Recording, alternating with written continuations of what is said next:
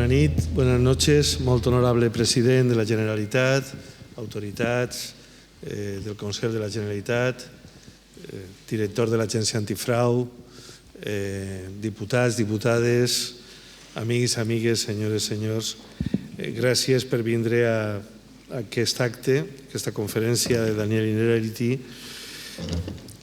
posada sota el paraigües que la nostra conselleria va crear des del primer dia d'allò que li diguérem Fòrum Ètica Pública i Democràcia, que va néixer en el propòsit de promoure una reflexió sobre la transparència, la responsabilitat, com a principis necessaris per a la consecució d'una democràcia avançada. En definitiva, ens ha servit al llarg d'aquests anys com un paraigües per a molts debats. Des d'on veníem, la creació i consolidació d'un clima contrari a la corrupció ha estat sempre un objectiu prioritari per al nostre govern, fins al punt de materialitzar-se en la creació d'una conselleria dedicada específicament a la transparència junt a altres activitats, una experiència inèdita en la política espanyola fins a aquell moment. Dins de les competències, podríem dir, difuses, intangibles, que diria el conseller d'Hisenda, en aquesta matèria també estava la de construir un cert relat que al mateix temps tratara d'ubicar en un moment històric determinat episodis de corrupció, però al mateix temps de desdramatitzar aquesta època per afirmar que el poble valencià ni de bon tros estem condenats a patir eixa lacra. També des de l'inici van considerar que aquest espai dedicat a la reflexió, el debat i la sensibilització era el marc adequat per a organitzar el Dia Mundial contra la Corrupció. I així el varen fer des del primer any d'existència de la nostra conselleria. Anteriorment ens han acompanyat José Ugaz, aleshores president mundial de Transparència Internacional, en 2015, l'exmagistrat de l'Audiència Nacional Pablo Ruz, en 2016, en aquesta mateixa sala, i l'any passat Pedro Rach, exfiscal anticorrupció de Balears. Enguany hem convidat Daniel Innerarity amb el títol, triat per tu mateix, suposo, de Vida i mort de les democràcies, per parlar de les dificultats en què es troben les democràcies per a construir un poder públic legítim i eficaç. Vull agrair-les sincerament la seva disponibilitat. Havien fet altres intents, però mai havien coincidit les agendes i crec que ens sentim, me sent especialment com un lector apassionat de les seues obres. Estic molt content que avui per fi hem superat aquestes dificultats. Daniel és catedràtic de Filosofia Política i Social i investigador d'Iberbasque, Fundació Basca per a la Ciència, a la Universitat del País Basc. Ha estat professor convidat en diverses universitats europees i americanes, com l'Institut Europeu de Florència, ciutat en la que ara fa estàncies també, la Universitat de la Sorbona a París, la London School of Economics o la Universitat de Georgetown. Ha estat membre del Consell d'Universitats a proposta del Senat, pertany a l'Acadèmia de la Latinitat i a l'Acadèmia Europea d'Arts i Ciències amb seu a Salzburg. Actualment és director de l'Institut de Governança Democràtica, un espai de trobada, diàleg, intercanvi de coneixements per a la recuperació i transformació de la política a través de noves formes d'organització social. Autor prolífic, de gran qualitat, com a assagista, fins al punt que la revista francesa Le Nouvel Observateur el va incloure l'any 2004 en una llista dels 25 grans pensadors del món. La seva obra és una reflexió sobre aspectes culturals de les societats avançades, l'actualitat política, la conceptualització i el funcionament de les democràcies i darrerament sobre la incertesa social i política. La nòmina dels seus llibres és molt ampla i molts de vostès coneixeran: Comprender la democracia, Política para perplejos, La democracia en Europa, La política en tiempos de indignación, Un mundo de todos y de nadie, La democracia y el conocimiento, El futuro y sus enemigos, La transformación de la política, La sociedad invisible, etc. Además, es colaborador habitual de opinión en El Correo, El Diario Vasco, El País, La Vanguardia, la revista Claves de Razón Práctica y alguna vez al menos en una revista valenciana, L'Espil, que confieso que es donde le leí por primera vez, en un artículo en la revista L'Espil. Bueno, es evidente que el interés que despierta en cuanto a su gran capacidad de comprensión, de análisis y de explicación de aquello que nos está pasando, y es un nos de lo más extensivo que podemos imaginar, le hace acreedor de esta invitación y a nosotros el honor de haberlo aceptado. Pero además me voy a permitir una reflexión final de especial interés para los trabajos que desarrollamos y de especial interés para esta jornada contra la corrupción. Ciñéndome a las lecturas de algunas de sus últimas obras. Dos notas. Yo creo que debemos intentar analizar la corrupción en el marco de la complejidad de la acción política. De la acción política y de sus entornos, de sus barrios, ¿no? Las causas de justificación de los corruptos, la administración insoportablemente adecuada en medios y procedimientos en relación con una cultura que va segregándose a partir de entornos de innovación, los problemas de los mecanismos de ajuste entre decisiones políticas y procesos económicos.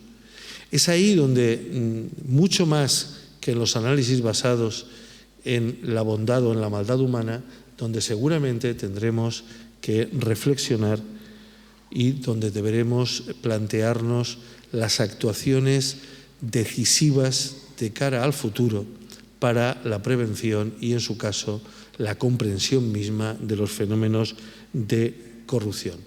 Si la acción política en su conjunto está mutando a unas velocidades a partir de esa idea de complejidad que tan presente está en su obra, ¿cómo no va a mutar también la corrupción?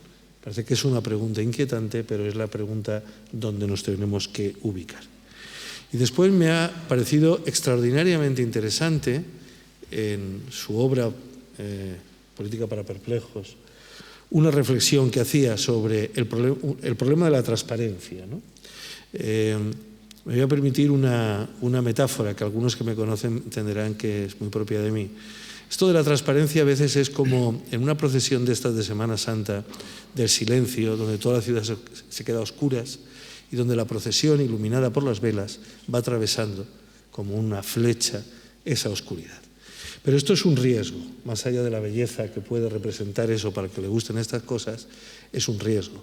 Y me parece que alguna de esas cosas decías en tu libro, en el sentido de que en un mundo en el que impera la sospecha, la proclama, el reclamo y la petición constante de más transparencia hace que aquello en lo que no hay transparencia, incluidas las cosas en las que no puede haber transparencia, convierten en uno de los mayores acicates para los teóricos de la conspiración y, por lo tanto, animan más una sospecha que diluye todavía más las certidumbres de la democracia. Y probablemente lo más terrible de esto es que cuanta más sospecha no habrá menos corrupción, sino que probablemente cuanta más sospecha, menos credibilidad democrática y más caldo de cultivo para la corrupción. Esto para alguien como yo, que sí considera transparencia, es tremendamente inquietante. Me causa mucha perplejidad. Afortunadamente quedan pocos meses ya hasta las próximas elecciones. No me dará tiempo a pensar mucho más. Muchas gracias, en definitiva, por tu presencia hoy aquí. Muchas gracias de nuevo a ustedes y yo ya me callo porque obviamente han venido a escucharle. Muchas gracias.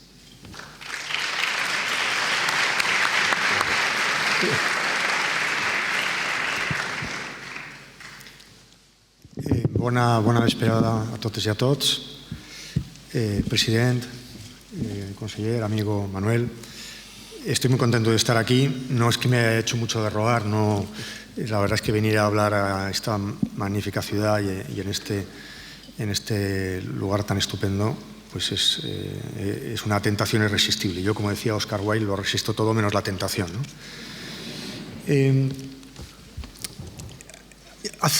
Llevamos un tiempo, no sé, 5 o 6 años, en que se publican 2 o 3 libros al año, creedme, no exagero, con un título parecido al de esta conferencia. ¿Cómo mueren las democracias? ¿Cómo acaban las democracias? El votante irracional, contra las elecciones.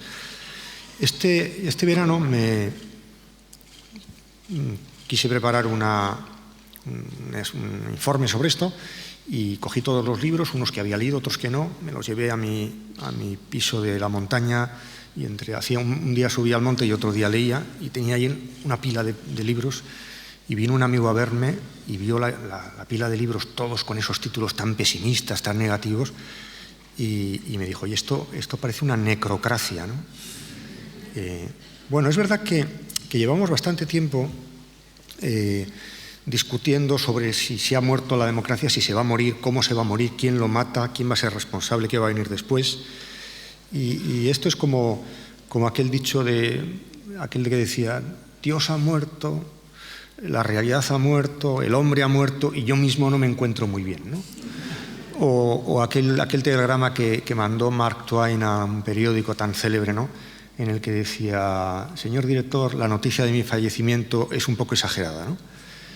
Probablemente con esto de la democracia pase algo de este estilo, ¿no? A juzgar porque todo el mundo presenta lo suyo como lo más democrático, no hay nadie que esté hablando así directamente contra la democracia, todos somos demócratas, ¿no? Parecería más bien que la democracia muere, digamos, en las instituciones, languidece de una manera que ahora trataré de explicar, pero al mismo tiempo florece en nuestros discursos. Todos hablamos de democracia, todos justificamos cualquier cosa, incluso las cosas más injustificables, apelando a la democracia. Desde luego, si de todo esto sacáramos una pequeña lección, yo creo que habríamos aprendido bastante, y la lección sería, aunque no quiero adelantar mucho lo que luego voy a decir, que seamos conscientes de la fragilidad de lo que tenemos entre manos, que esto es una criatura que se nos puede caer en cualquier momento y se rompe, ¿no? Y que pensáramos como beneficiarios de un sistema colectivo que supone tanta inteligencia, que pone en juego tantos valores como la democracia, que pensáramos que esto es mortal y que esto podría desaparecer. La historia está llena de gente que no se pudieron imaginar nunca que iban a desaparecer. Todos los sacerdotes paganos no pensaban que iban a desaparecer, o los aristócratas franceses, o los granjeros rusos, no digamos los judíos alemanes. No pensaban que iban a desaparecer y desaparecieron, en cierto modo, ¿no? Si es verdad que yo decía John Adams, aquel luchador de la independencia norteamericana y uno de los primeros presidentes, decía que todas las democracias se habían suicidado. En algún momento todas las democracias se suicidaban. Bueno, no sé si esto es un poco exagerado, pero admitamos la mortalidad de la democracia, la mortalidad, la condición mortal, como nuestra propia condición mortal. Y por tanto hay algo que hay que mantener en vida y que si no hacemos algo positivo, pues a lo mejor resulta que nos encontramos con que desaparece, ¿no?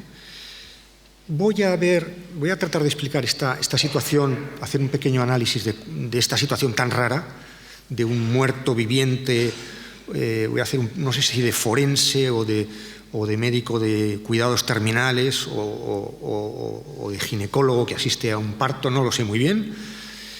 Y voy a tratar al final, después de haber hecho un diagnóstico, de proponer unas cosas que le podríamos llamar ejercicios de reanimación para la supervivencia de la democracia. De entrada, ¿de qué crisis estamos hablando? Cuando muchas veces me preguntan a mí, y muchas veces habréis oído esta idea, ¿no?, de que cuando se habla de la fragilidad de la democracia, todo el mundo recurre a los años 30 del siglo pasado, la República de Weimar en Alemania, el periodo de la Segunda Guerra Mundial, como si estuviéramos en el prefascismo, en una situación prefascista, ¿no? Bueno, yo creo que esto es ponérselo demasiado fácil, ¿no?, ya de entrada, ¿no? O sea, yo creo que la situación es bastante más complicada que todo esto. De entrada, porque si hay evolución en nuestra sociedad y hay evolución en las democracias, bien podría ocurrir que ese final de la democracia sucediera, no digo que haya sucedido ni que vaya a suceder, todavía es demasiado pronto, dejadme que le dé un poco de suspense a esta intervención, bien podría suceder que esa muerte se produjera de una manera diferente a como la hemos experimentado otras veces.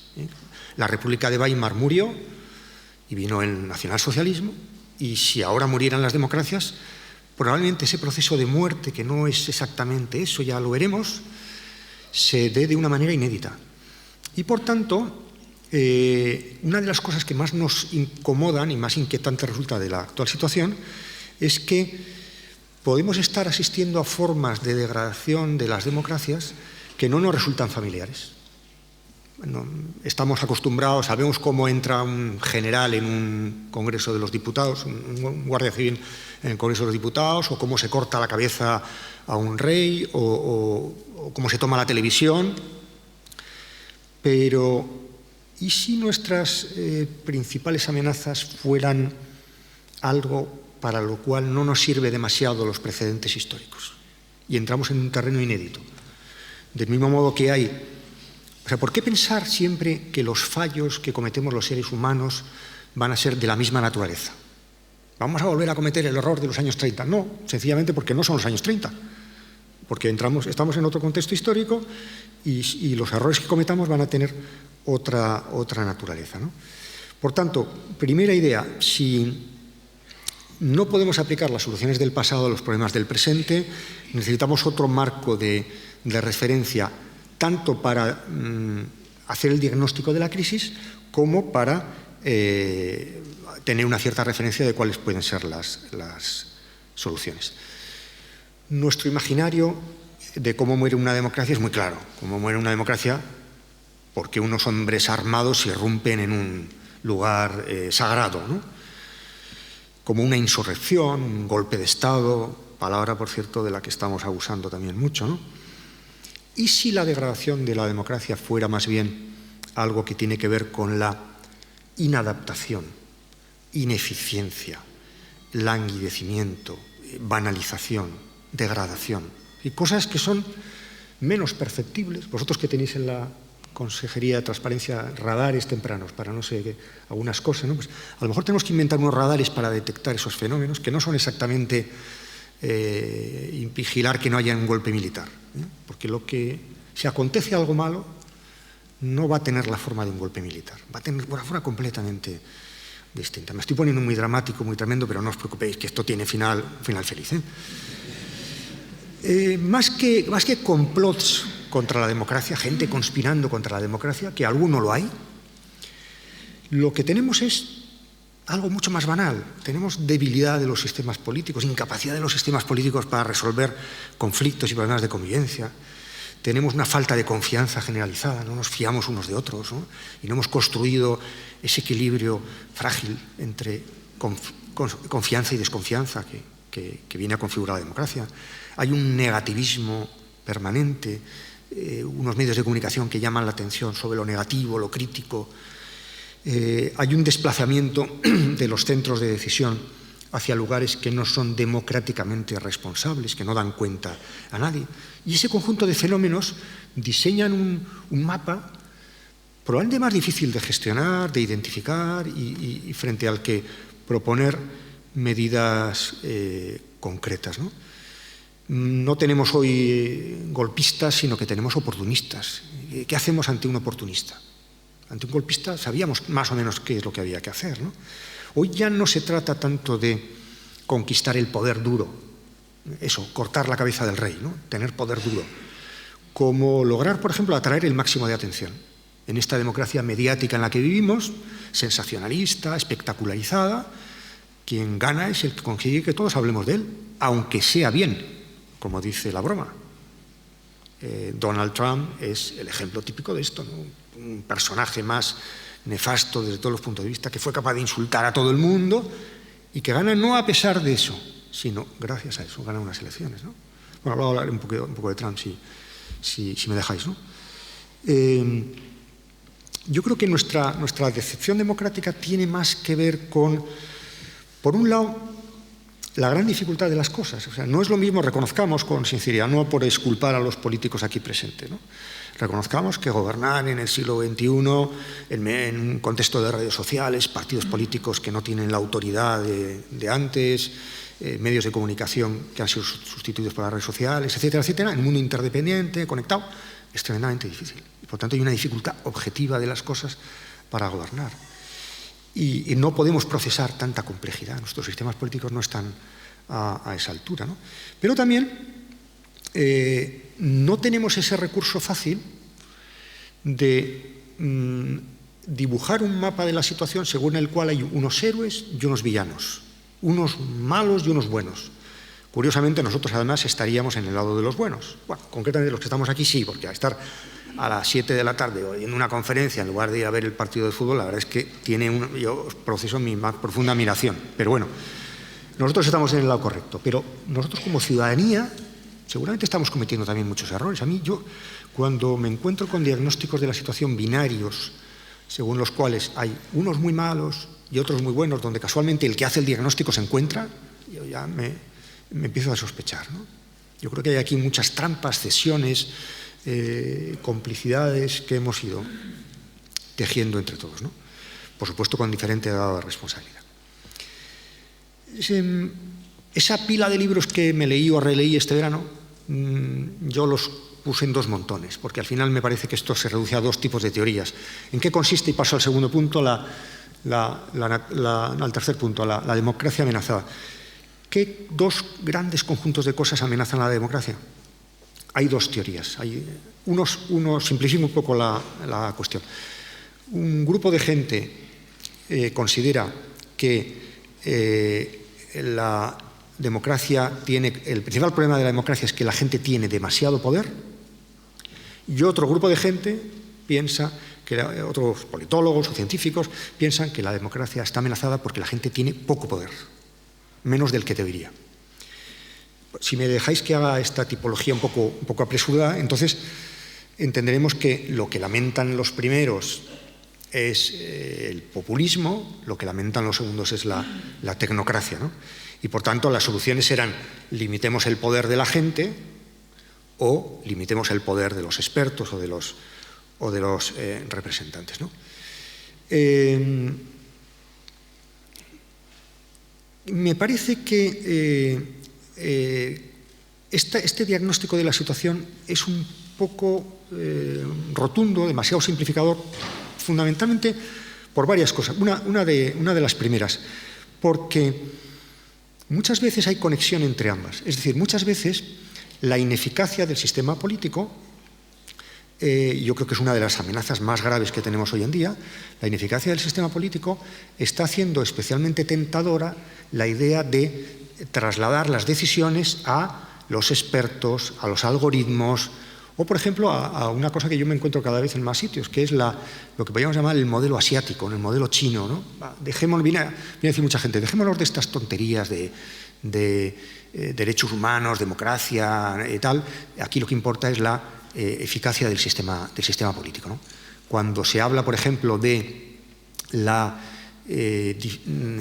¿cuántas veces se dice tenemos un problema con la desigualdad? La creciente desigualdad está provocando ineficiencias en el sistema político, está provocando en última instancia una crisis de legitimación.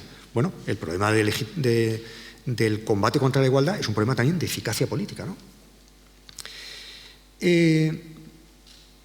¿Qué diagnóstico de la crisis de la democracia me parece a mí más razonable que estos dos, que son como muy extremos? Yo diría que el problema que tenemos es que la democracia es un conjunto de valores que han dejado de funcionar articulada, equilibradamente, y que se han disparado completamente. Decía el escritor austríaco Robert Musil, decía: la gente normal tenemos varias locuras, los locos tienen una sola. Me parece una idea genial. La democracia tiene muchos valores. Los no demócratas lo que han hecho es coger uno o dos solo de esos valores y absolutizarlo. Bueno, sobre esto me referiré con un poco más de detalle luego. Es decir, yo creo que la gran ruptura que tenemos hoy en la sociedad contemporánea es una ruptura entre lo que podríamos llamar el principio de placer y el principio de realidad. Gente que promete, impugna, como si no hubiera límites para la organización social, pero no gestiona bien las limitaciones que la política está obligada a gestionar. Y por otro lado, gente que apela al principio de realidad y que no le importa demasiado la legitimidad popular, el apoyo popular, etc., ¿no? Bueno, esa escisión entre populismo y tecnocracia, se suele decir, las razones de la gente y los límites de la acción política, es una escisión fatal. Y como no consigamos suturar esa ruptura de alguna manera entre el principio de realidad y el principio de placer, no tendremos una solución duradera, ¿no? Decía que no voy a hacer en esta charla de forense, o voy a hacerlo en una medida muy limitada, porque también quiero decir algo positivo, quiero proponer alguna solución. Y paso al cuarto punto para explicar cómo sobreviven las democracias, o si se quiere más bien, cómo deben sobrevivir las democracias, ¿no? Bien, algunas de las cosas que voy a decir, algunos de estos 4 ejercicios que propongo de reanimación de la democracia, son un poco contraintuitivos. No es lo que de entrada nos parece como más democrático, pero confío en ser capaz de explicarlo, y si no, luego tenemos un diálogo y debate posterior. En primer lugar, tenemos que entender que la democracia es, como decía antes, un conjunto de valores que tienen que estar equilibrados. Y, por tanto, lo que planteo es que tiene que haber una democracia completa. Hoy en día, cualquiera que quiera justificar cualquier cosa, incluidas las menos democráticas, lo hace apelando a la democracia. Decía un politólogo alemán, ya fallecido, decía: todos los caminos conducen a la Roma de la democracia. Es decir, todo el mundo habla de democracia, la gente más siniestra habla de democracia. Lo que ocurre es que estamos tomando aisladamente un elemento propio de la vida y de las instituciones democráticas sin pensarlo y articularlo en un conjunto de valores que también hay que respetar. Por ejemplo, votar es importante, es un elemento sustancial de la democracia, pero no es lo único. Hay que hacer otras cosas además de votar, ¿no? No podríamos votar continuamente o en cualquier contexto de mala información, por ejemplo, ¿no? Sino que se lo pregunten a los británicos en estos momentos, que tuvieron una votación que es democrática, solo faltaba, pero precedida por una desinformación, una falta de información clarísima, ¿no?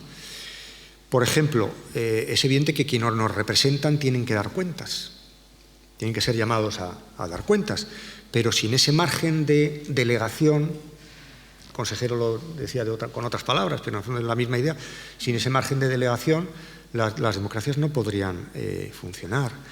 No hay democracia, otro ejemplo, sin momentos constituyentes. La democracia es momentos constituyentes y momentos de poder constituido, ¿no? Pero la democracia no podría ser una sucesión de Big Bangs constituyentes, ¿no? La democracia exige respeto a las minorías al mismo tiempo que capacidad de las mayorías para tomar decisiones. Tan malo sería que como está pasando por ejemplo en Europa en buena medida, ¿no?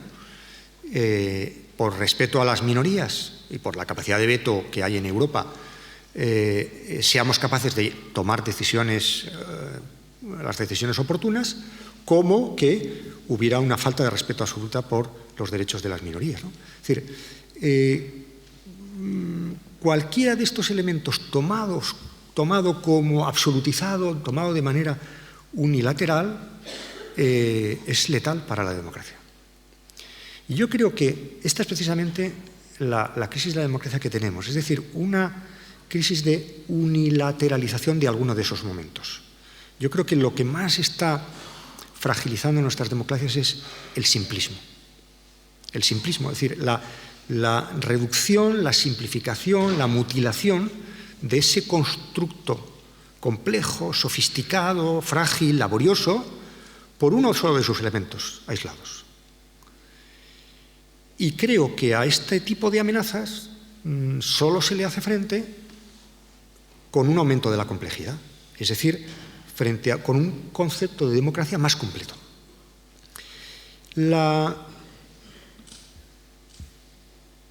Esto es una gran dificultad que tenemos, porque tenemos que trabajar en favor de una cultura política, o lo he dicho de otra manera, la democracia no funciona bien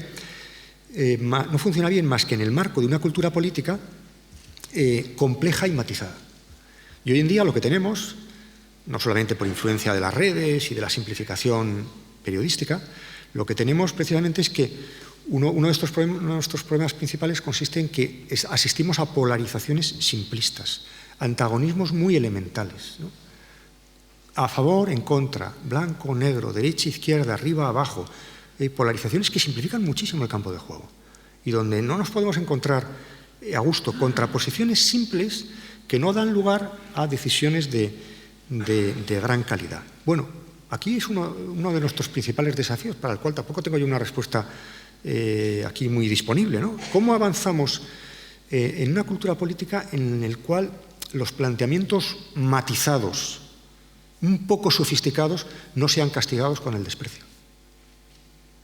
Me decía un amigo mío, diputado y amigo común del presidente, una vez había elaborado un discurso que él creía muy laborioso y yo le había echado una mano y el día que echa el discurso me llama, o le llamo yo por la tarde, porque no me había llamado, para preguntarle qué tal, y estaba desolado.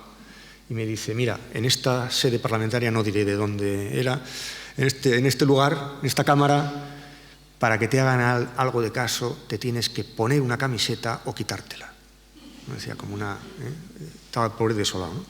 Bueno, ¿cómo conseguimos que no sean tan rentables las actitudes simplistas de rechazo, de simplificación, y que haya un equilibrio más sofisticado entre todos los valores que componen la vida democrática? Bueno, ahí hay deberes para todos, ¿no? Para ciudadanos y para políticos y para medios de comunicación. En segundo lugar, el segundo ejercicio de reanimación de este muerto en fase terminal o enfermo grave o como lo queramos llamar es cómo conseguimos proteger a la democracia frente a sí misma. Esto ya digo que es un poco contraintuitivo y parece un poco raro, pero si me prestáis 5 minutos de atención, creo que seré capaz de explicarme. Tenemos muchos de nuestros sistemas tecnológicos, por ejemplo, un coche, ¿no? Son sistemas que funcionan porque obedecen a los seres humanos que los conducen, ¿no? Pero hay ciertos mecanismos que están pensados para desobedecernos. ¿Esto suena un poco raro? Pues mira, es una cosa tan clara como el ABS de un coche. Yo vivo en un pequeño pueblo del norte de Navarra donde hay muchos jabalíes y se cruzan muchas veces por mi carretera y siempre me pasa lo mismo, ¿no? Que es que intento frenar el coche, el impulso de supervivencia, lo que te llevas ante una manada de jabalíes a frenar el coche rápidamente. El coche es más listo que yo, sí, más listo que yo. Es un sistema muy inteligente y está pensado para que en determinadas situaciones me desobedezca. Esto es una idea y una metáfora fabulosa. Es decir, tenemos que diseñar sistemas políticos que nos obedezcan y nos desobedezcan. Y de hecho ya hay bastantes cosas de esto, ¿no? Por ejemplo, todas las previsiones constitucionales, y no estoy hablando de España, que creo que tenemos el problema exactamente contrario, ¿no? Todas las previsiones constitucionales que dificultan las reformas de las constituciones, que le dan un marco de estabilidad a nuestros principios generales de autogobierno, están pensadas precisamente para eso, ¿no? Para dificultarnos a la gente, a las sociedades, abrir continuamente los procesos de cuestionamiento de nuestro marco de convivencia y dar una cierta estabilidad. Probablemente, ya digo que probablemente aquí el problema que tengamos es exactamente el contrario, pero como principio general, o por ejemplo, con motivo de la crisis económico-financiera, se endurecieron, una de las cosas positivas que se han hecho es endurecer las condiciones del crédito. En el sentido de, por ejemplo, y además esto es una cosa que nos vino de Europa, endurecer las condiciones de acceso a esos créditos garantizando o exigiendo una garantía de información. Es decir, muchas veces las instituciones crediticias daban créditos sin garantizar, porque bueno, ya había un negocio, sin asegurarse de que aquel que asumía ese crédito sabía exactamente lo que tenía que hacer, ¿no? Entonces, bueno, tú firma aquí y ya está, ¿no? Y se ha vuelto más exigente la compra de productos financieros y es más requerido. Es decir, que de alguna manera esto va contra la voluntad popular. O sea, no nos dejan asumir un cierto tipo de riesgo. Bueno, si al final uno quiere asumir un cierto tipo de riesgo y encuentra un banco que se lo concede, pues, oye, él verá, ¿no? Pero conscientes como somos de que las sociedades contemporáneas están amenazadas por riesgos que ellas mismas producen, y los riesgos de la desregulación financiera son uno de los principales. Hay cada vez un mayor conjunto de disposiciones que nos exigen garantizar que estamos correctamente informados acerca de lo que estamos haciendo. Es una idea maravillosa, ¿no? Es decir, limita de alguna manera nuestra capacidad. Aquí hay una gran inteligencia sistémica en esos protocolos que de alguna manera impiden que hagamos lo que queramos, pero que en el fondo es lo que queremos hacer. Lo que queremos es no construir un sistema financiero irresponsable, con riesgos exagerados, etc. Por tanto, un sistema, de alguna manera, un sistema inteligente, político o de cualquier otro tipo, es un sistema que no solamente nos protege frente a otros, sino también frente a nosotros mismos, porque nosotros somos nuestra principal fuente de riesgos.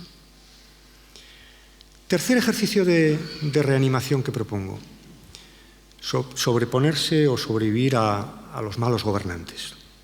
Esto tampoco es ninguna indirecta. Aquí en la Comunidad Valenciana no tenéis este problema. Esto lo escribí cuando estaba en Estados Unidos.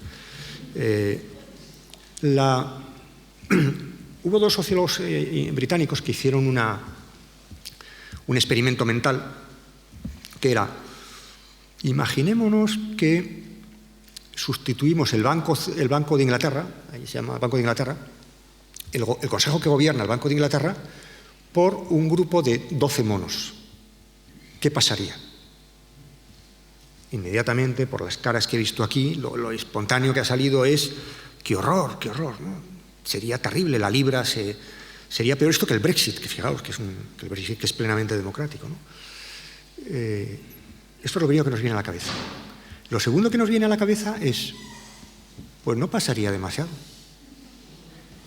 si el Banco de Inglaterra está bien constituido. Es decir, lo que estoy planteando es,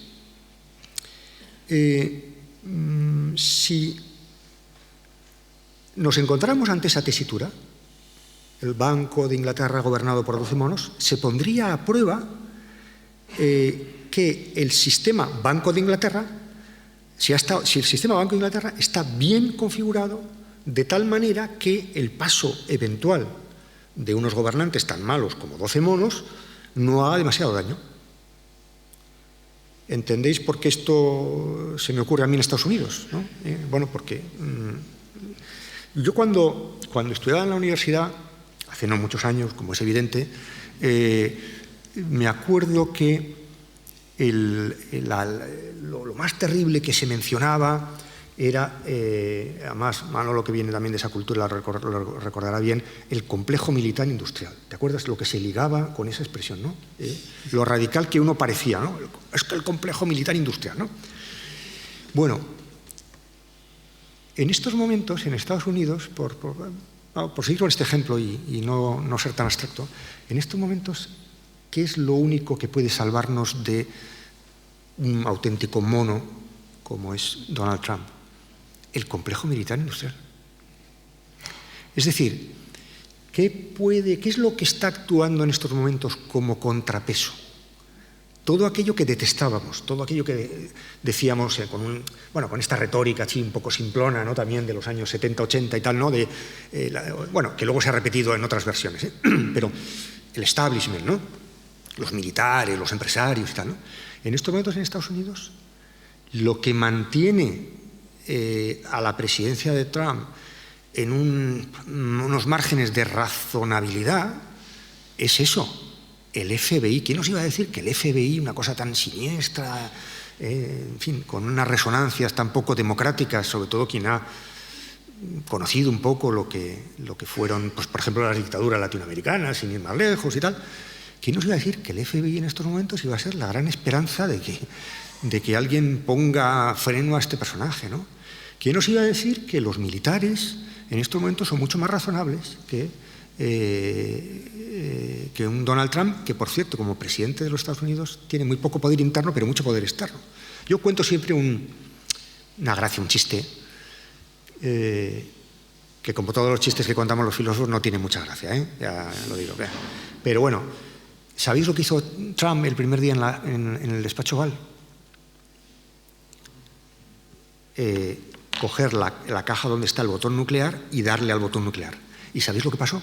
Que no funcionaba. Y entonces llamó al Currelas con el mono azul, muy iracundo y cabreado y tal. Oiga, que esto no funciona. Y dice, sí, es que se estropeó en un momento y ya no hemos sabido repararlo y ya está. No veo que os estéis riendo mucho, pero bueno, no es para reírse, ¿no? Es para preocuparse. Esa es la metáfora con la que quiero que os quedéis, si os parece, Es decir, configuremos un sistema tal que no pueda llegar un personaje y ponerlo todo patas arriba. Los que tenéis una responsabilidad política y los que no tenemos, los que tenemos que hacer cosas para que esto funcione, vamos a pensar en las condiciones, las reglas, los protocolos. Vamos a inyectar inteligencia colectiva en esos procesos. Y no nos dejemos distraer por esa idea que yo creo que no tiene mucho recorrido, de que lo que hay que hacer es poner personas buenas en los gobiernos. Hoy estamos en el Día Mundial contra la Corrupción y diréis, este Inerarity no ha dicho nada de la corrupción, parece que a lo mejor es que le parece bien y tal. Es que esto es lo más radical que se puede decir. Hagamos sistemas en virtud de los cuales no compense ser corrupto. El otro día, hace tiempo, leía un artículo en una revista americana que hablaba que en la sociedad hay más o menos, venía a decir, un 20% de santos. Bueno, en esta aula probablemente un poco más y tal, pero en general 20% de santos. Hay un 20% de ladrones, vamos, que no tienen ningún remedio, ¿no? Ya estamos con un 40%. Y en medio hay un 60% de gente que, pues depende. Hombre, si me lo pones muy fácil, pues eso, no. Gobernemos para ese 60% y dejemos por imposibles los 20% de los márgenes. En un caso no es necesario decirle a un santo que no robe, y en el otro caso es que no vale para nada. Entonces, la gran inteligencia de un sistema político preparado precisamente para que no haya corrupción. Para que un sistema político funcione bien no basta con que no haya corrupción, pero evidentemente tiene que no haber corrupción, es que haya protocolos, reglas, procedimientos, sistemas de vigilancia, de transparencia, que hagan que ese 60% no tenga incentivos para robar. Es más, que tenga todo lo contrario que los incentivos, ¿no? Por eso yo creo, y os propongo antes os he dicho, iba a ser un poco contraintuitivo, ¿no? Pero bueno, este es mi oficio, ¿no? Os propongo que pensemos las cosas en lugar de, y esto es lo que la teoría de sistemas, que a mí me gusta mucho, nos ha enseñado, ¿no? En lugar de pensar que hay seres humanos que se relacionan entre sí, pensemos que hay relaciones en cuyos nodos hay seres humanos. Es decir, lo importante es las interrelaciones que hay entre nosotros. Por tanto, no pensemos los sistemas sociales como compuestos de individuos. En la derecha, el individuo que actúa en el mercado con la rational choice, o como le queramos llamar, o la idea de ejemplaridad, de que tenemos que poner a gente, una cosa que nunca me ha gustado, ¿no? Yo no quiero que los políticos sean ejemplares, ¿no? Ejemplar era mi madre, y un poco mi padre también, sí, ¿no? Pero sobre todo mi madre. Pero no, yo no quiero políticos ejemplares, yo quiero buenos políticos, que es una cosa distinta, ¿no? Ya se entiende lo que quiero decir, ¿no? Es decir, no nos fijemos tanto en las propiedades personales de los individuos que actúan en el sistema político y fijémonos más, trabajemos más sobre las relaciones sistémicas entre ellos. Porque la mayor parte de los riesgos que nuestras sociedades están produciendo, a los que se están enfrentando, que están generando ellas mismas, de manera consciente o inconsciente, son riesgos que tienen que ver con que determinadas acciones entran en reverberación en cascada con determinadas acciones. Hay un contexto regulatorio insuficiente y hay unas crisis de las subprimes en Norteamérica que llegan aquí, donde hay un mercado inmobiliario totalmente desatado, la burbuja, tal, ¿no? Y eso produce una interacción.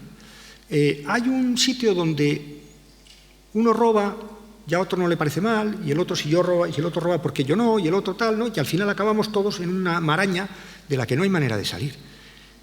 Lo importante es fijarnos en esas reverberaciones, en esos efectos cascadas, en esas concatenaciones. Pensemos en el modo como están funcionando los rumores, en las fake news, en las redes sociales. Es decir, estamos viviendo en sociedades muy autoamenazadas, muy débiles a la hora de generar riesgos que se concatenan de una manera que no es perceptible a la vista de un sujeto individual. Yo, como sujeto individual, no tengo ninguna capacidad de anticipar la crisis económica.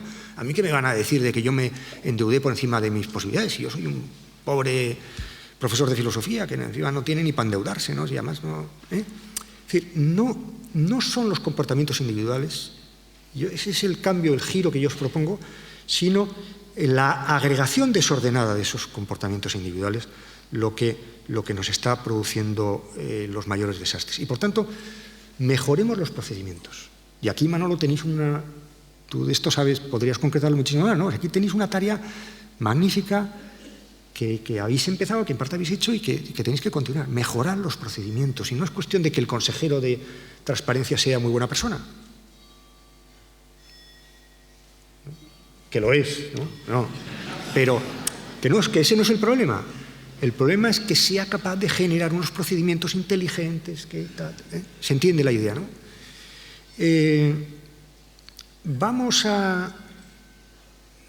Yo suelo decir esto un poco provocativamente, ¿no? Podríamos prescindir de las personas inteligentes, pero no de los sistemas inteligentes. Lo que es inteligente es el sistema. Y si tú estás en un cargo político, por ejemplo, empeñate en dejar como huella procedimientos, reglas, protocolos, sistemas, cultura política, y no tanto vamos a fichar a los mejores, a los menos corruptibles. No, mira, esto tiene que ver con reglas, con procedimientos, ¿no? Es decir, porque además, y con esto finalizo este apartado y luego paso al último, la democracia está pensada para el 80%. La democracia está pensada para la gente mediocre. Viva nosotros los mediocres, que somos los sujetos de la democracia.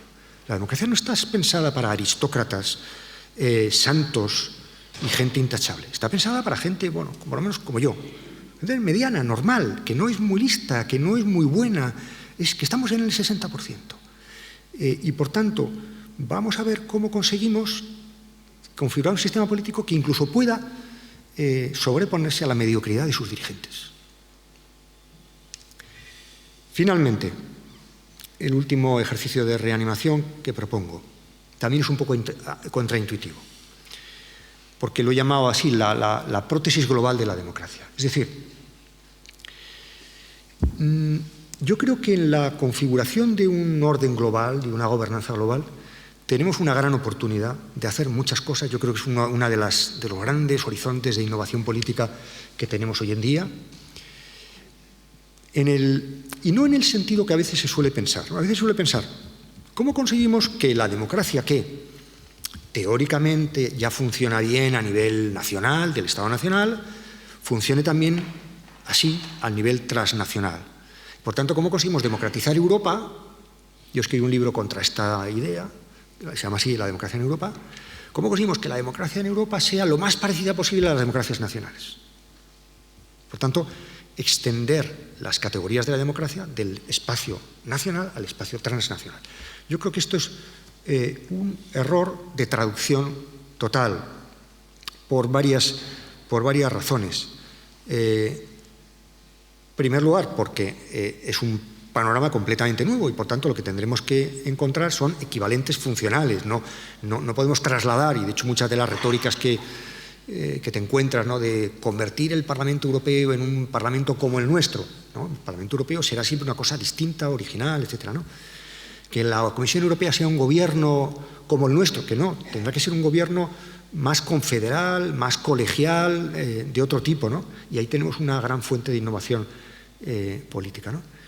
No solamente por eso, sino por otra cosa más radical. Y es, pongamos el caso de Europa, ¿no?, donde yo creo que esto se ve mejor. ¿Por qué un conjunto de Estados-nación, algunos de ellos, por cierto, con una trayectoria democrática muy exitosa y de la que sentirse orgulloso, algunos de los cuales ya ahora tan orgullosos que se van, ¿no? ¿Por qué ceden una parte de su soberanía para entrar en un proceso de mancomunización de esas soberanías? Pues muy claro, porque a la salida de la Segunda Guerra Mundial bastantes europeos son conscientes de que los Estados-naciones tienen un grave déficit a la hora de proporcionar a sus poblaciones una serie de bienes comunes a los que la gente tiene derecho, fundamentalmente la paz en aquel momento, bueno, luego la prosperidad económica, otra serie de... Es decir, había un déficit en los Estados-nación que ponen en marcha la Unión Europea, que precisamente la ponen en marcha para recuperar ese déficit. Y por tanto, bueno, no digamos ya, visto desde la perspectiva nuestra, para nosotros la entrada en Europa supone la consolidación de la democracia. Para nosotros, me refiero a los países del sur de Europa. Para nosotros es clarísimo que Europa es un elemento de democratización. Es un elemento... Yo el día que Felipe González firma el Tratado de Adhesión, la imagen que me vino a la cabeza es Tejero ya no será posible. O sea, hemos matado a Tejero, hemos matado esta posibilidad, ojalá sea verdad, con la entrada en la Unión Europea. La entrada en la Unión Europea supone que el conflicto bélico entre nosotros es inverosímil, pero también que el retroceso democrático, la regresión democrática, la involución democrática, como la que experimentamos nosotros a principios de los 80, también es inverosímil, ¿no? Por tanto, y concluyo con esta idea. El gran desafío que tenemos a nivel transnacional, a nivel fuera de nuestras fronteras, es gestionar democráticamente las interdependencias. Tenemos un déficit de interdemocracia. Es decir, no hemos dado una forma política a un hecho que se ha instalado plenamente entre nosotros, y es el hecho de que no somos dueños y señores de nuestro destino. Que los Estados-nación ya no son espacios container, como decía Ulrich Beck, soberanos, autosuficientes, donde gestionan sus intereses con absoluta independencia de los intereses de los demás. No, estamos en Europa de manera muy particular, pero en el mundo en general, estamos en espacios en los cuales lo que yo decido aquí afecta a mis vecinos y lo que ellos deciden me afecta a mí. ¿Y cómo le damos una forma política democrática a esa afectación mutua? Es un enigma político para el que no tenemos solución. Tenemos solución más o menos para la lógica que debe regir la democracia en los estados nacionales, más o menos, y tampoco nos sale todo bien. Pero no hemos aprendido la gramática de cómo gestionar bienes comunes que son transfronterizos, que son interdependientes, donde yo creo que se encuentra uno de los grandes desafíos de la política y donde se juega buena parte del futuro de la democracia. Muchísimas gracias.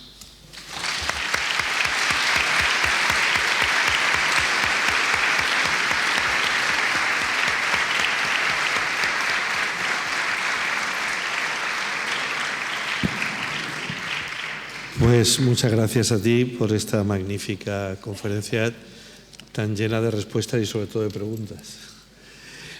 Si os parece, vamos a abrir un turno 5 preguntas. Más no, porque si no se hace muy tarde.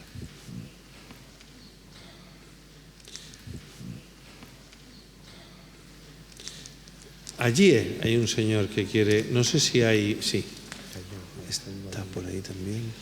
Para que no llego. Bien, muchas gracias. por su magnífica y didáctica exposición. A raíz de esto último que está diciendo, yo me planteo, a nivel europeo,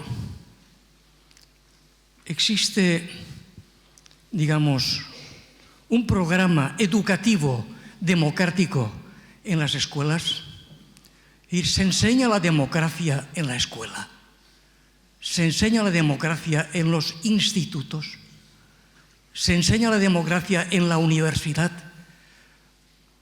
¿O estamos preparando al alumnado solamente para un futuro laboral incierto? Y estamos transmitiendo un miedo, una inseguridad a la juventud que cada vez se refugia más en casa con papá y mamá. Es decir, mi planteamiento es ¿qué se hace? ¿Cómo se programa, si es que se programa,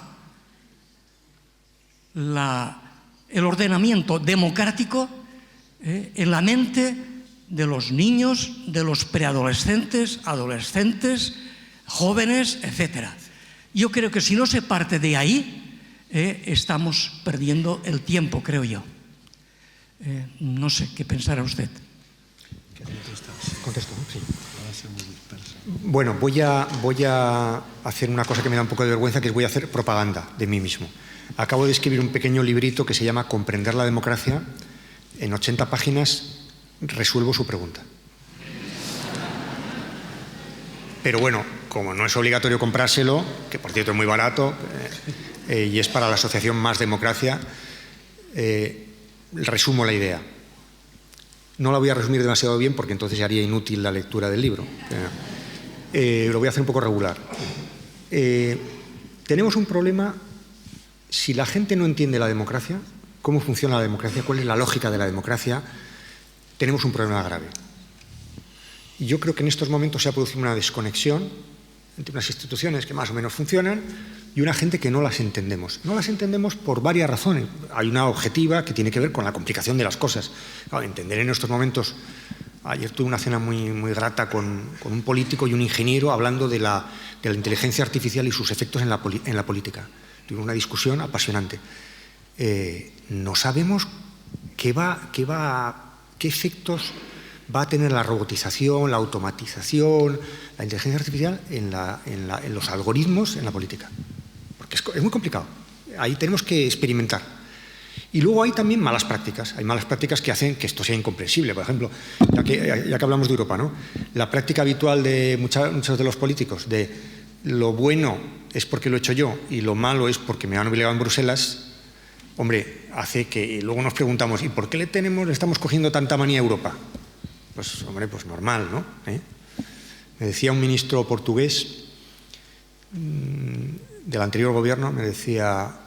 un poco cínicamente, me decía, no sabes la cantidad de cosas, de reformas que nosotros queríamos hacer y no nos atrevíamos, pero diciendo que nos las imponía Bruselas, las hicimos. Bueno, esto es una mala práctica, ¿no? Entonces, volviendo a la cuestión, recuperando el hilo, es fundamental que la gente, los chavales, la gente joven, los nuevos votantes entiendan que la democracia es un régimen, un sistema político muy exigente, que tiene un montón de derechos, que nos pone también en un horizonte de responsabilidad. A veces estamos educando a la gente joven en un horizonte de completa irresponsabilidad. Como si esto fuera adquirir derecho, bueno, ¿cuál es tú? O nos estamos convirtiendo, por ejemplo, en espectadores de un espectáculo, una política espectacularizada. Somos voyeurs de la política. ¿Por qué nos sentimos tan atraídos por los zascas de la política?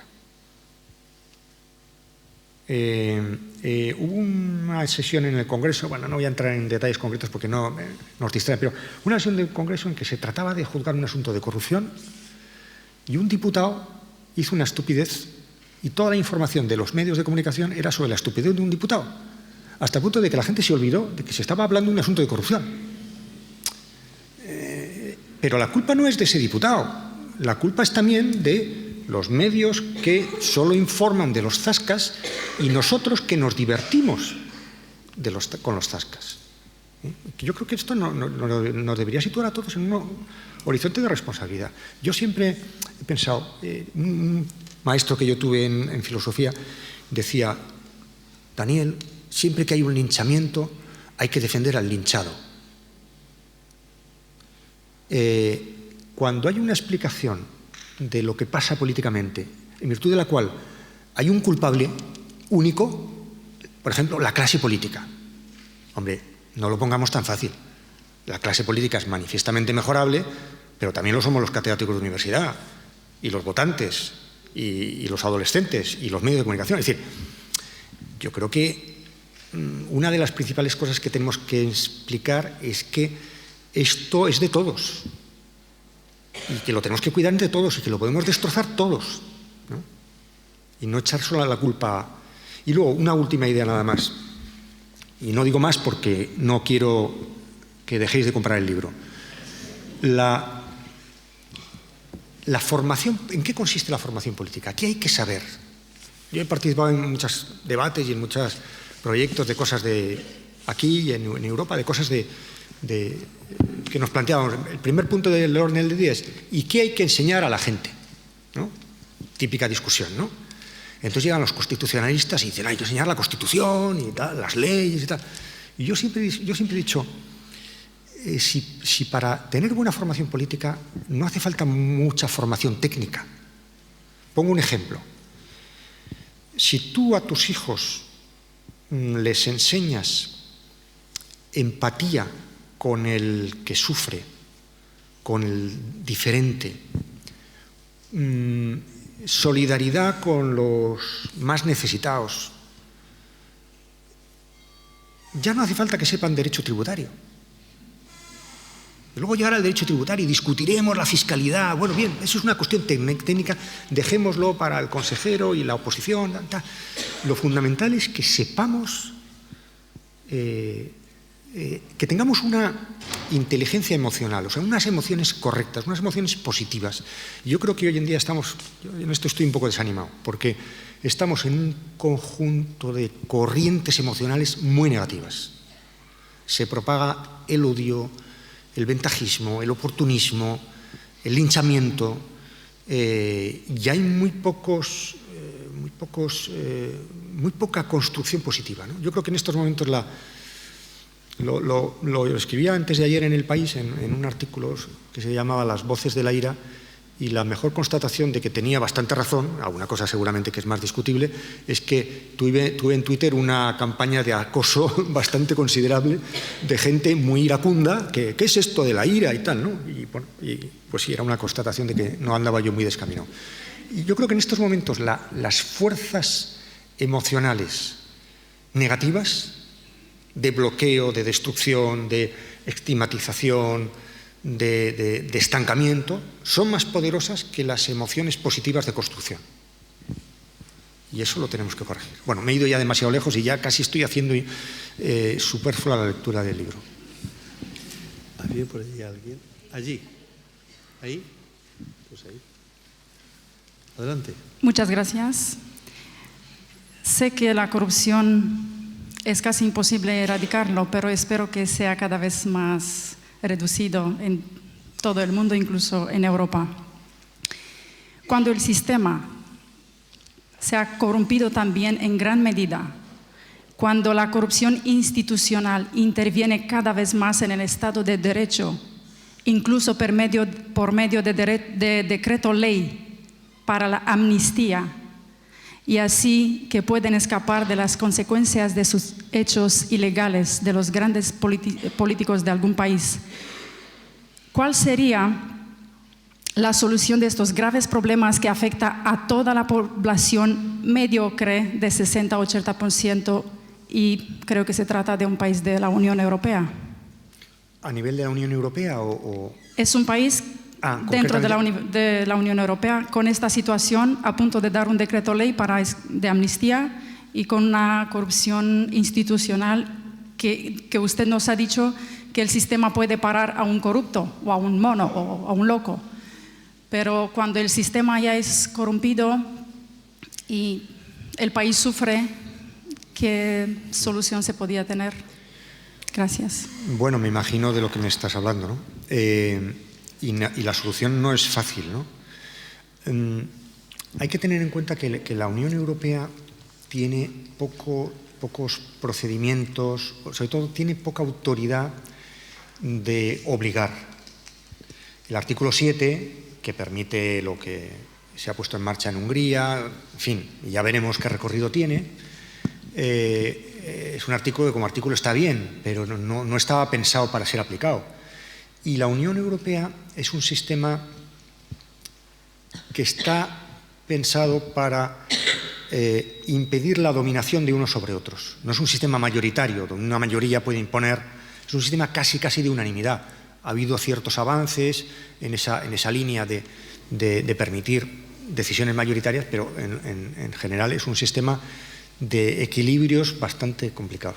Yo creo que en el corto plazo la Unión Europea es al mismo tiempo la solución para cuando un sistema político no tiene la propia capacidad de regenerarse o de no caer en esa corrupción tan terrible, pero hay que tener un poco de paciencia, porque no es fácil. O sea, no estamos en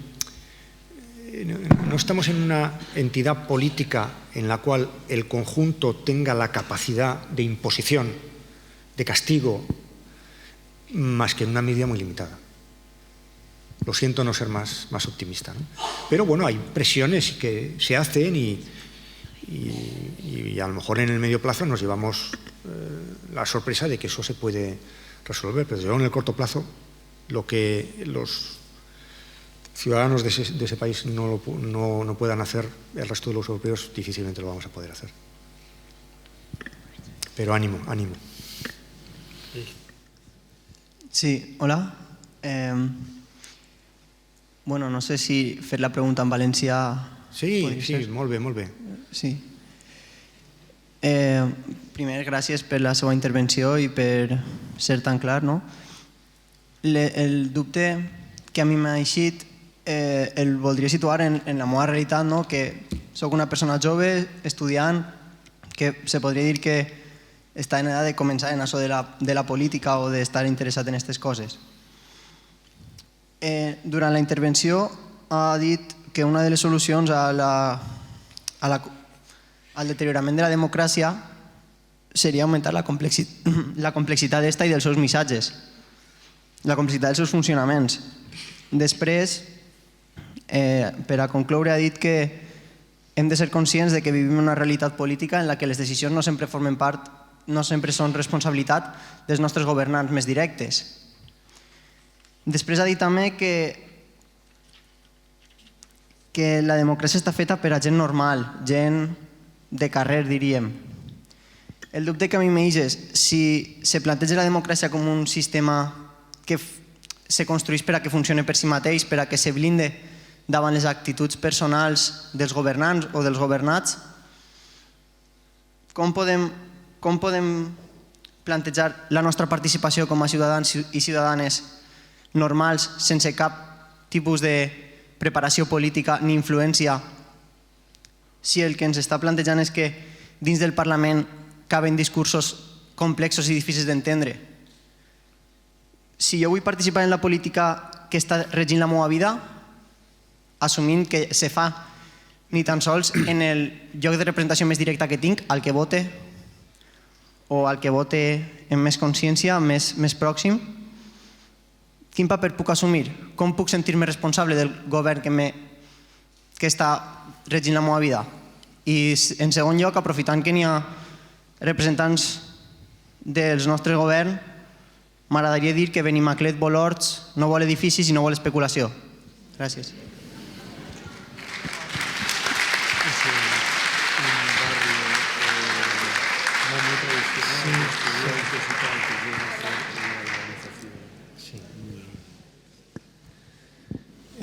¿Pot parlar en castellà?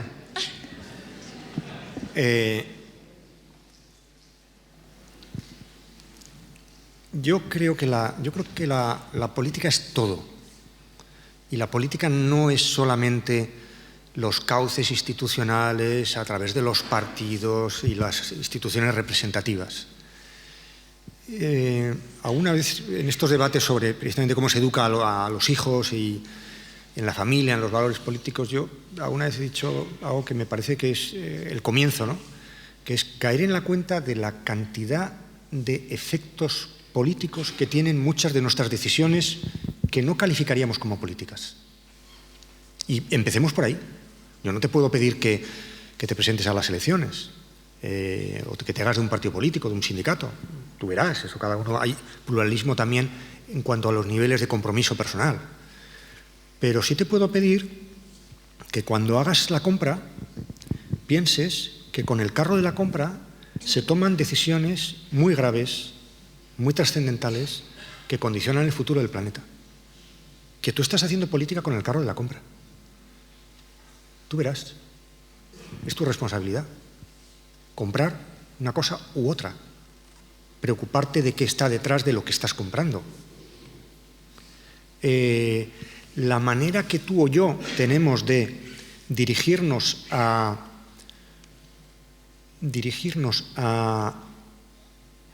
las personas, de escuchar, de reconocer el trabajo, es de una... O sea, además, es mucho más sincera que los compromisos políticos abstractos. Puede haber gente que esté hablando de los derechos de los trabajadores y grandes programas revolucionarios y no trata bien a sus empleados. Tú trata bien a tus empleados. Respeta a respeta a sus profesores. No, respeta a tus alumnos. Los profesores ya sabemos que estamos para lo que estamos. Pero respeta a la gente. Es decir, cuando nos quejamos de que el nivel de las discusiones en el Parlamento, tal, bueno, pero ¿y cómo son nuestras cenas de Navidad? Yo estoy temblando ya.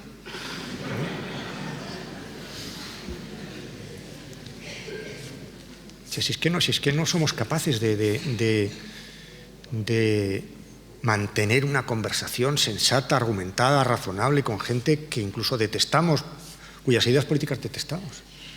Entonces, no tengo una respuesta más sofisticada que esta, ¿no? Muy elemental. Lo que es, yo creo que nos tenemos que preguntar por la dimensión política de la vida cotidiana.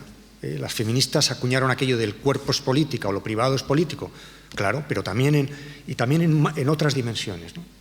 En la dimensión del consumo, en la dimensión de las relaciones interhumanas, de pareja, de amistad o simplemente de convivencia con los diferentes de nosotros, ¿no? Curiosidad por el otro y sobre todo por el otro que es extraño, una curiosidad positiva. O es que el miedo y la xenofobia se cultiva en otro lado. ¿Dónde se cultiva? ¿De dónde sale el miedo y la xenofobia? El miedo al otro o la xenofobia, seguramente de espacios privados donde se habla mal de determinada gente, de determinadas personas que conviven con nosotros, ¿no? Luego además llegan los políticos y hacen un desaguisado muchas veces. Pero no nos desresponsabilicemos, que nuestros espacios privados son más públicos de lo que tendemos a pensar, ¿no? Bueno, en primer lugar, muchas gracias por su conferencia. Me ha parecido percibir un cierto rechazo a los fenómenos obligatorios y de forma particular en las relaciones con la Comunidad Europea. Pero yo quisiera pedirle una reflexión sobre el tema de aplicación de normas y la libertad. Es decir, en estos días se ha celebrado un congreso sobre derechos humanos y una cosa que insistimos, o que se ha insistido bastante en esta reunión, es sobre la belleza y la humanidad de un texto y la falta de normativa de aplicación. Entonces, quisiera hacerle una pregunta, en cierto modo, relacionada con este tema. Tampoco tengo una respuesta fácil. Vamos a ver.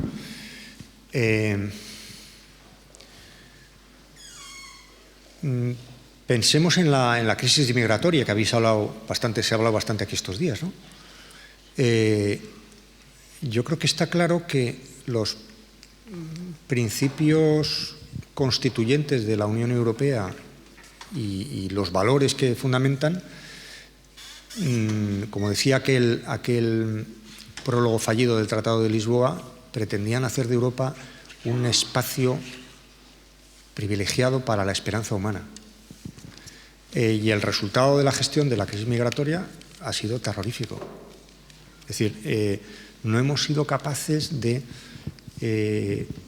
ponernos de acuerdo ni siquiera con un sistema de cuotas, de reparto, de gestión conjunta de este tema, ¿no? No ha habido una capacidad de los Estados de autoobligarse y obligarse entre sí a aquello que se habían comprometido. O sea, la falta de autoridad en relación con los principios constituyentes de Europa en este tema ha sido penosa. Y al mismo tiempo que, no sé cómo, no conozco el caso de Valencia ciudad y Valencia comunidad, pero donde yo vivo, en Navarra, había planes para acogida de refugiados a niveles municipales y a nivel también de la comunidad, lo cual me permite un pequeño salto en el vacío, si se quiere, pero también algo que a mí me da una cierta esperanza, que es, y una línea de trabajo. Si Europa sigue en manos de los Estados, que son, como se definen a sí mismos, los señores de los tratados, esto va a evolucionar muy lentamente. Y habría que pensar y habría que avanzar más en la línea de una Europa de las ciudades, de las regiones, de las redes, de las ONGs, donde hay aunque solo sea porque no parten de ese principio, de ese lastre de la soberanía nacional, hay una mayor apertura hacia la gestión reticular, mancomunada de estos asuntos en común, ¿no? Y una última pregunta. Bueno, en primer lugar, felicitarle porque creo que ha hecho una exposición didáctica muy interesante. Pero yo preguntaría, Platón, que es el primero que trató la filosofía política, y decía que en la política deben estar los mejores, y si son filósofos, mejor, porque son los que buscan la verdad para procurar el bienestar máximo del pueblo. Pero yo pregunto, si hay tantas realidades como personas en el mundo, ¿cómo montamos el puzzle este? Porque realmente también están los poderes fácticos que están influyendo de una manera agresiva dentro de la política.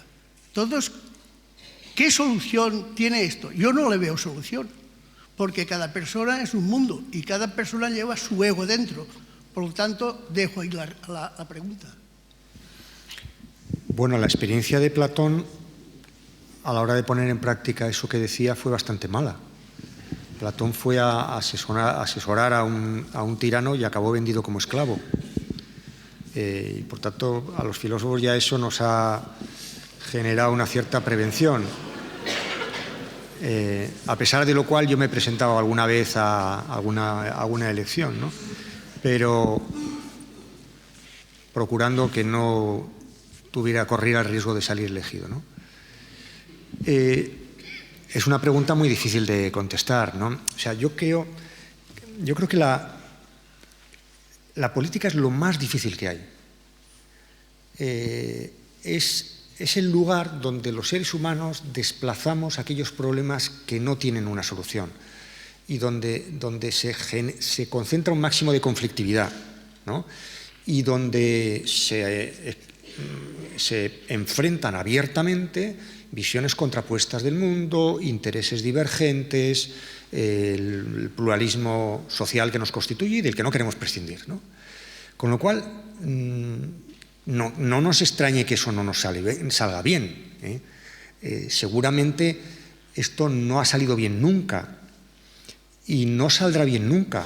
Y la historia de la humanidad será el intento de reconstituir una y otra vez ese intento fascinante y fallido de una convivencia que permita dos cosas tan difíciles de compatibilizar como que decida la mayoría y que se respete a las minorías.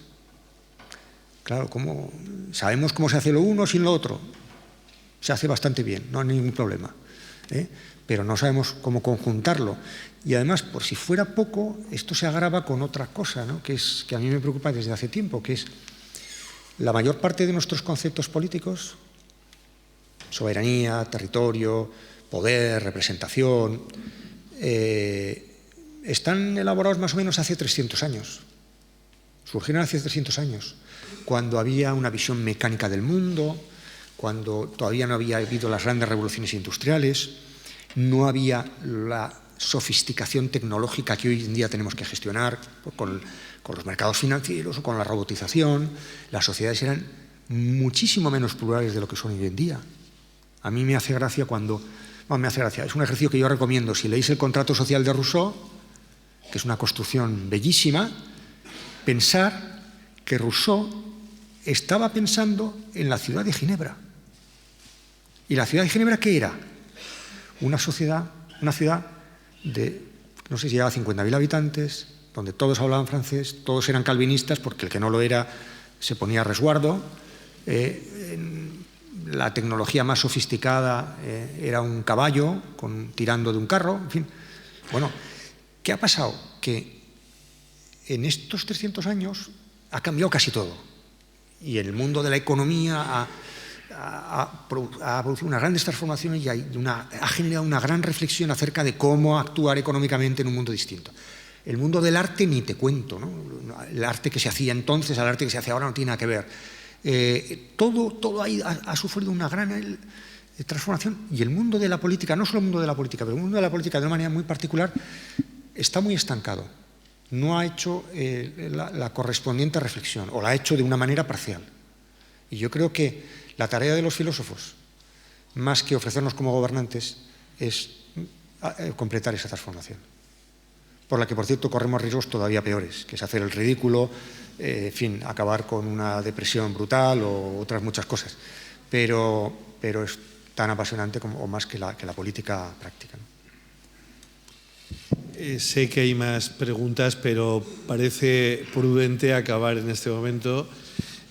Vuelvo a agradecerle a Daniel Innerarity su participación. Yo confieso que cuando las cosas van mal en la Consellería o en el Consell, encuentro un profundo consuelo recordando una cita suya que dice que los políticos somos aquellas personas que hacemos mal aquello que nadie haría mejor que ellos.